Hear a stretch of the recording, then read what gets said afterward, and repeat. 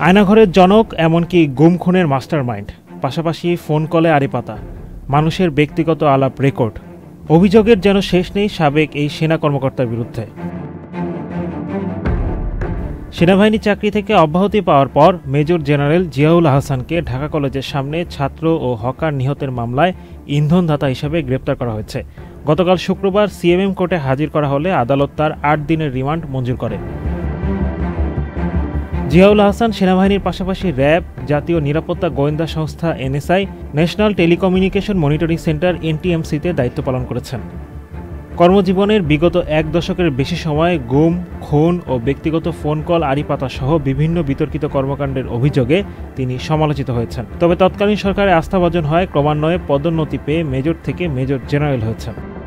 কথিত গোপন বন্দিশালা আয়নাঘর তৈরি করে সেখানে বিরোধী মতাবলম্বীদের তুলে নিয়ে বছরের পর বছর গুম করে রাখার অভিযোগ রয়েছে জিয়াউল আহসানের বিরুদ্ধে।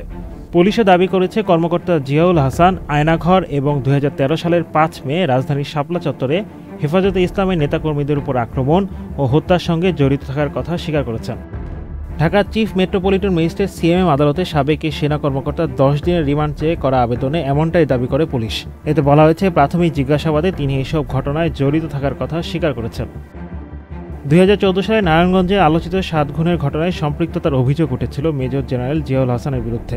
সে সময় তিনি র্যাবের অতিরিক্ত মহাপরিচালক ছিলেন। ওই সময় হাইকোর্টের নির্দেশে গঠিত জনপ্রশাসন মন্ত্রণালয়ের তদন্ত কমিটি তাকে জিজ্ঞাসাবাদ করে।